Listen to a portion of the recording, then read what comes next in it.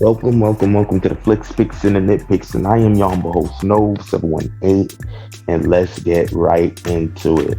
This is Batgirl, and we have our Batgirl. Are you excited? Next up on Just the Talk, let's do it. Now, the question really is, are you excited about Batgirl? And I'm not trying to be funny because I know what's going on online. A lot of people are complaining, but here's the big thing. We're actually getting a Batgirl that we haven't seen since Alicia Silverstone in the 90s. This is actually major.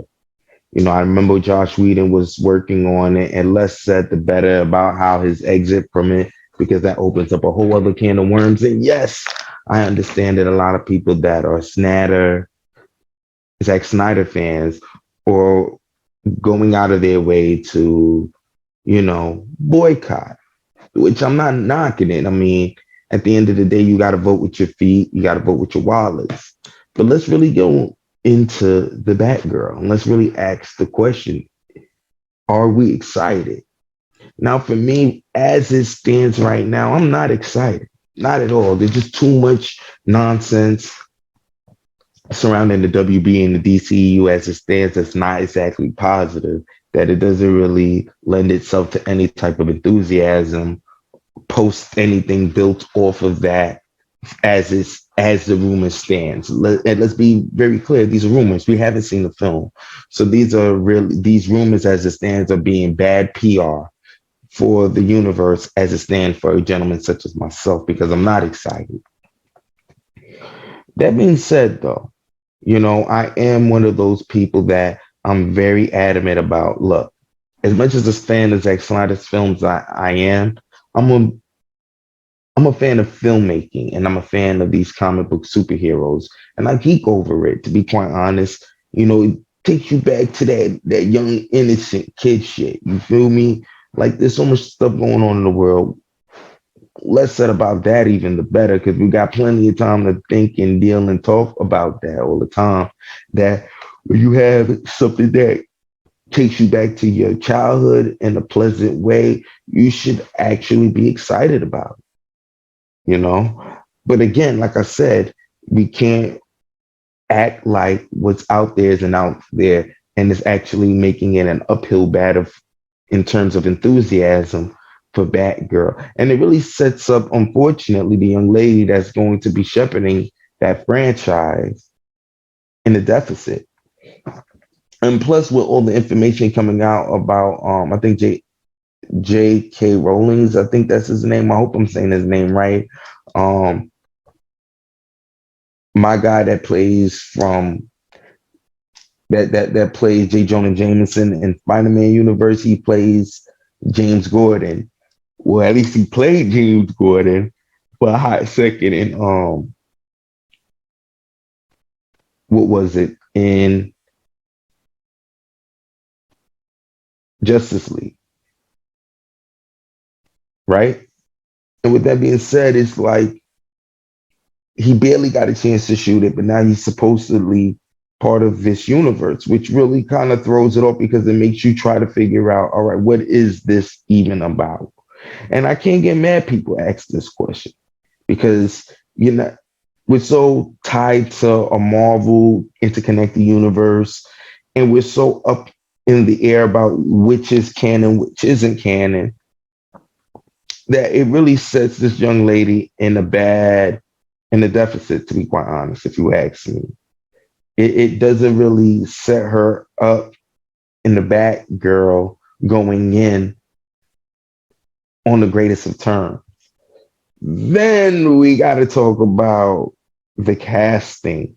Now, I wasn't really sure if this was an actual picture of Leslie Grace in the Batwoman uniform. I've seen it posted on YouTube, but I'm looking at it and I want to like it. I'm going to be fair, I really do want to like it. But it looks like real good cosplay. This shit looks more like, when I first seen it, something that I would expect to see on the CW.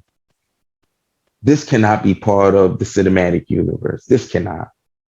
If this is a suit, and from what I understood, she's supposed to be. This is supposed to be HBO film or series. Because if this was a series, I could see this. Even though I would have liked a better uniform, I would have respected it more. Um, if they really was gonna go the I made it myself in my room route, then cool. This leather suit is too CW for me. It doesn't even look like she tried. Now, don't get me wrong. If you want to make it look like something that she makes shift from home, I would have expected some more shell armor if we were going to do that. Or if you wanted to go into the stitched Teflon route, I liked how they did it in one of the animated series, and she just threw some boots off, and she just seemed like a young girl. Threw yellow boots on that barely laced up. It was kind of bulky. You know what I'm saying? She had her little jacket. It looked like it was all made, kind of like the homemade suit for Spider-Man. Now, I'm not familiar with the actress Leslie Grace. To be quite honest, first off, I go with the aesthetic. And I don't know if it was true. Someone tweeted out another young lady that was up for it. We'll debate that. I might make a separate video about that down the line. But that's not the point. Leslie Grace, even though in the picture with the hair and stuff, I'm not mad at that as a rendition of. I'm more distracted at how low budget it looks, how CW it looks. That's what stands out to me before even her. Cause she's like a black Latina, if I'm not mistaken. And like I said, I'm okay with it because she could pass for biracial. I would have preferred they would have played her up more of a ginger. Not to say that Barbara was all the way, because she always came off like a headed girl to me. But like I said, the redhead, I more associate that with Batwoman right now when I think about it. But obviously so. But needless to say, for all intents and purposes, let's call her a redhead. There wasn't any good redhead actresses out there. Shit, right now, the girl that was supposed to play from Game of Thrones, she worked for HBO before, and she was Jean Grey in the Fox Marvel universe. Go get her. She's a natural at redhead, if I'm not mistaken, and she's an excellent actress. Although she's not in the face, even though she's a pretty girl. Because to me, at first, I didn't see her as a Jean Grey, but I know she's a good actress. So I led with that. And then I bought into her as this younger version of, like, even Famke Johnson, I think Jensen, forget her name, the girl that played the original Jean Grey. I think she's amazing as Jean Grey. She just seems like more older in a real world. I bought into that. I could see that. And sometimes when an actress emotes and talks, you could buy into it. So I'm giving a lot of room for the girl to get into that. Again, I'm not a fan of race swapping characters unless these actors bring something to the table that really makes you say that's the character. Like Zoe Kravitz, even though we've had a black Catwoman in canon before, and even how she's been drawn and capped up, when you see the short pixie cut, I already knew what kind of Batwoman you was going for, and I could see it. I mean, Catwoman, and I could see it in her, in Zoe Kravitz. This young lady, I don't see it, but then again, I'm not familiar with her background in acting. Maybe if I would have followed what she's done in acting, I might could see what the director might have seen, to be fair. But I just don't see it. What I will say is the costume is more jarring than the actual casting. The costume just seems too low budget. I mean, it looks real nice and dope, but I can't see that standalone like Ben Affleck's Batman costume. It doesn't seem right. And it could make sense if it was you was trying to push the fact that she might have made it from home. And again, I feel like we could the way the suit looks, it looked like she bought it or had it made. It doesn't look like she made it, or she could have even made it herself. It would have been dope if they would have kept the color scheme and she went out and put together something that looks like she could have done it on her own. Even if she scavenged certain materials that you could argue came from like Wayne Tech that is much more superior than any other Teflon fabric, et cetera, et cetera. I think if you're trying to go the homemade route, you could have done it. We've seen a similar variation of it with the Catwoman in the Tim Burton series of how she made it out of like black leather and sewn it together. And that was such a dope way of introducing her costume and how she made it. That if that was the route you wanted to go, I think you could have had better creatives come together to shepherd a way more attractive looking costume than that, or something that looks like it curried more thought. This looks like someone made it, not saying a horrible costume, but it does look like a well put together costume that someone made at cosplay. And that's not to say that's a bad thing, but it looks good enough for TV. It doesn't look like that cosplay that makes you go, now see, they made it work. Now I seen cosplay that looked like dag man. If you had some bread with where you was going with it, you really that costume could have so been on the screen. It ain't that. It's like a real good. You paid some good dollars for this at cosplay, like at a costume shop. But make no mistake, like it doesn't look like she made it. And if someone made it for her, it literally looks like it was made for a costume, for cosplay. And that's jarring. And because even the cape, maybe I would have bought the suit more had the cape not had that funny. She does wear yellow. Let's be for real. We won't be fair. She does wear yellow in the comic. And I understand you want to go that route. It looks cosplay. The fabric looks like silky. It make no mistake, if she made it, I don't know if that's what she would have done, to be fair, but even if so, and I'm okay with the fact that she wants to wear the yellow in it, again, it's something, something too cosplay about, something too low budget about it that's just taking me out. And I don't know what the fandom is saying so far. I think she looks great in the cowl. The cowl looks cute on her. It looks good. It favors her. So I'm not mad at it.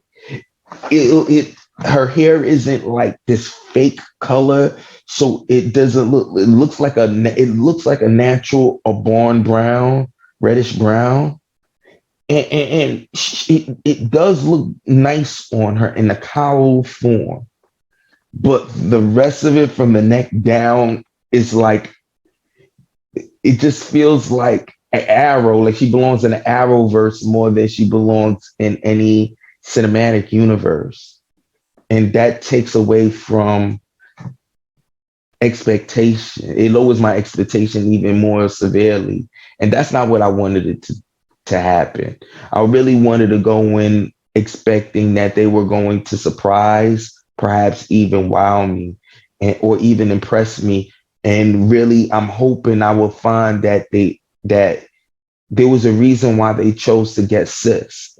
And I'm hoping that her acting is far more superior than they did ushering her into this franchise, and also selling her via the costume. Because I'm really not liking it. I think there was different ways we could have went about it. Like, I like the fact that Batman is trying to put fear into to the eyes of their villains. What I would have done was try to find a way to say, all right, her father works at the police precinct.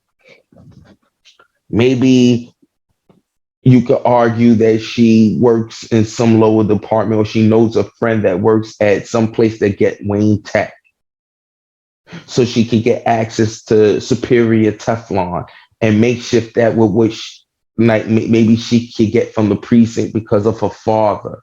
You know, you could say that, like maybe she's a young cadet in training, and she goes out there. She has a license to carry. She's known with the commissioner, so maybe she's gotten access to Teflon vest because of that. Maybe that she went through some sort of police training. So at least you could say that she's got some physical training out the way and sparring. So at least you could kind of put something in the background. Maybe that she did some army training. She went to the army as a cadet or as a Marine or something to that effect. And she came home. Something to beef up her background if she's not going to been trained directly by Batman prior, or trained by like some sort of ninja group or something that could at least let you know that she could take on criminals without a gun. You feel me? And also she has access to like handcuffs and things from the police precinct or SWAT, some things that she can somehow scavenge. Maybe she has a friend that worked at Wayne Tech and she could scavenge stuff from there. And then somehow something that she could put together that is very much similar and akin to what she's worn in something similar and akin to like a homemade suit, but also in line with what she's worn in the comics. So she puts the armor together that she's sewn and stitched together and modeled together. She can get a good cowl, okay, fine, and got that made. Now, and then she grabs some yellow, like cool boots, whatnot, boom. And then she does she comes up with a concept or idea. Maybe this would have probably worked maybe at the end when she gets an actual real made tailored suit by Batman, but something to the effect of where that yellow makes sense. Like you're trying to scare people. So maybe she uses, instead of like yellow per se, maybe she has like a muted gold yellow or a mustard underneath, but it's more the fabric kind of glows in the dark, if you will, if that makes sense. It sounds ridiculous, but she wears yellow already. So instead of make it seem like it has a function, like she waves it out when she fans it out, it's almost to make a person be afraid, like they're seeing a ghost, a bat ghost, something where it's more of a utility as opposed to a gimmick or something that looked like she got out of like some costume zone or some shit like that. But that being said, for me, again, I'm really hoping that this actress has brings something to the table that actually the writing may not. Because I'll be honest with you, the writer, from what I understand, is from Birds of Prey, and I think the writing lacked in that film. I think part of the failure of the film was the writing as well as the direction. It was just all over the place, and maybe probably because the agendas weren't aligned. I don't think anybody went out to make a good Harley Quinn film. I think people went out there to make a good strong female empowerment film where they were going to tell the world off that we can do what any man can do. And it just seemed like it was, you're trying to make a statement that you didn't really need to make. You got the film. Just make a good Harley Quinn film. Harley Quinn has a history, and you could have lived vicariously through any of her stories. So stories can lend itself very well to those type of tropes and themes if you want to address it. but don't let it be the beginning and end of what you're trying to do with the film, because that's where you're going to hinder yourself. You got to really, you want people to get to know Harley Quinn, not know the agendas that you support. You can show validity of the agendas you support creatively, but don't lead with that. And also that's also another thing that you got to kind of blame the studios for always pushing as the narrative. And also when you get other people that's out there that's part of that interviews for the film and things of that nature, you gotta lead with, please take the fact that this is a woman-led action. Let's get all of that shit out the way. I don't want to talk about it. I want to talk about the character. You want to push the character, because if the character is an awesome character and the character was always a dope character, then let the character tell their story. And I think that's what we need to really focus on. And if Leslie Grace is a good actress, and like I said, and she could elevate the writing past the expectations that I have for it, at least, you know what I'm saying? Then I think that we'll be in a good space, in a good direction. Um, Again, I'm not excited for it, but even hearing that Michael Keaton being in it mildly interested, but not as much as I should, because I'm a big, to this day, I'll tell you, Michael Keaton is my definitive Bruce Wayne, my definitive Batman. Even though Ben Affleck was right up on his heels, I just wanted a Ben Affleck movie where I could really just deal with the character on his own. We didn't get that. We got Robert Pattinson coming. I look forward to that film. But I don't want, because everyone's talking Nightwing and Robin's going to be in it. I want to, this is her film. I want her to carry this film. Keaton being in it is helping them, because I understand this is not even carrying the Tim Burton one. So he's a variant of the Tim Burton series. Okay. I'm not going to lose any less nostalgia, but it does change the nature of it, because it's not going to further Tim Burton's story. We're not going to stay in Tim Burton's universe, which I understand they can't, because it's very distinct. So the only other alternative was to go that route. And if that's the direction you're doing, I get it. It's a fail safe. I'll do a video about the pros and cons of why they would have went that way with making this alternate version of the Tim Burton universe. But I would have really, if you're going to go that route, it like I said, it takes a little bit away from seeing it. So now again, seeing Keaton, because Keaton's supposed to really be, at least for me, one of the bigger reasons why I would engage this film. Again, I'm not knocking the young lady. The race swapping of the character didn't, that was the first way to set it off for me. But I'm trying my best. Well, I always leave a door open with that, because I like to think that sometimes if you have a good actor, sometimes it just won't matter. We can make it work. But because we make this kind of a trope, kind of a style, something that's in vogue and chic to do, and kind of a thing that we like to use for virtual signaling ahead of the film actually coming out, which kind of like waters down the reasoning for doing it to begin with, then you already come in on a handicap, at least with me, because it seems more you're doing it for the gimmick of it than actually doing it because you have a real good story to tell, and you feel like this is the only, of all the ingredients that I need to tell this story, this was the most important, to get the actress right for it. And this was her. She is Barbara Gordon. And if you feel that way, I got to see that. So I'm really looking forward to first opening, the first teaser trailer. I want to feel like when I see her, I see why you chose her. I see why. But if if it feels like I'm watching some CW nonsense, it's gonna take me out of the film.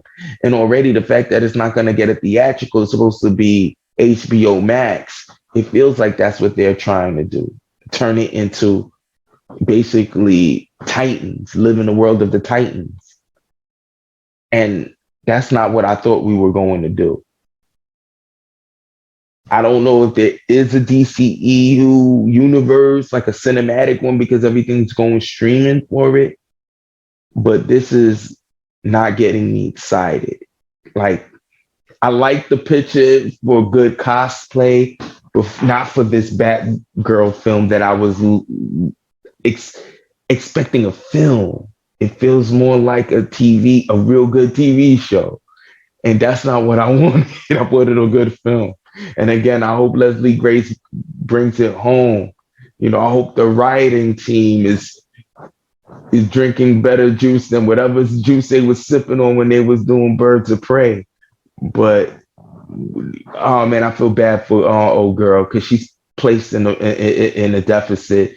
That's not exactly her fault, but you're here now. So I hope that you can elevate the material that they give you.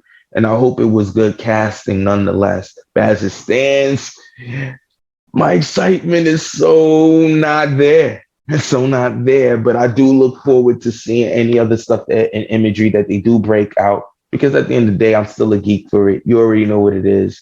And that's it for this episode. So let me know how you guys feel in the comments below. Are you guys excited for the new Batgirl film, especially with the recent, the picture that's out right now displaying the costume that they actually set out there? Let me know in the comments below. And you already know what it is, man. It's just a talk, so let's just come in and let's talk about it. All right, like, share, subscribe. See you next time, and as always, till I have a better outro. Chill.